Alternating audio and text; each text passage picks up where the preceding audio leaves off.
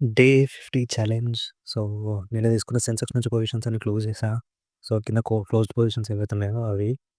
And దాని నుంచి వచ్చిన profit around 1400. So, Sensex positions అన్ని క్లోజ్ చేశా. ఎందుకంటే అది ఎక్స్‌పైరీ కాబట్టి.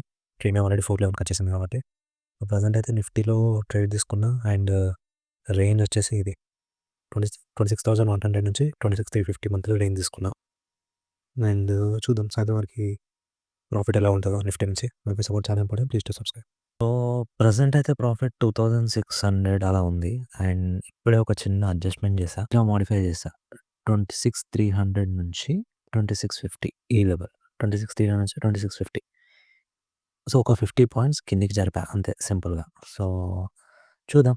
And always out of the మనీలో ఉండడానికే ట్రై చేయాలి. ఎందుకంటే కొంచెం ఇన్ ద మనీ దగ్గరకొచ్చినా కూడా మనకి సెల్ చేసి వేస్ట్ అవుద్ది. మనమేమంత అగ్రెసివ్ సెల్లర్ కాదు కాబట్టి జస్ట్ మనకొచ్చిన ప్రాఫిట్‌లో కొంచెం వచ్చినా చాలు. మరి గ్రీడ్‌కి పోకుండా. సో, చూద్దాం హోపింగ్ 3:00 వరకి ఇది 3000 టచ్ అయితే బావుంటది చూడ్డానికి. క్యారీ ఫార్వర్డ్ చేస్తా. రేపు హాలిడే వితిన్ రేంజ్‌లో ఉంటదని ఎక్స్‌పెక్ట్ చేస్తున్నా కాబట్టి క్యారీ ఫార్వర్డ్ చేయనీకి ట్రై చేస్తా. 3 వరకి డిసైడ్ అవుతా. నాకు మీ సపోర్ట్ చాలా important. Please do subscribe. So, market close అయిపోయింది. ఇవాళ ప్రాఫిట్ వచ్చేసి రూ. 3,637. నాకు మీ సపోర్ట్ చాలా ఇంపార్టెంట్. Please do subscribe.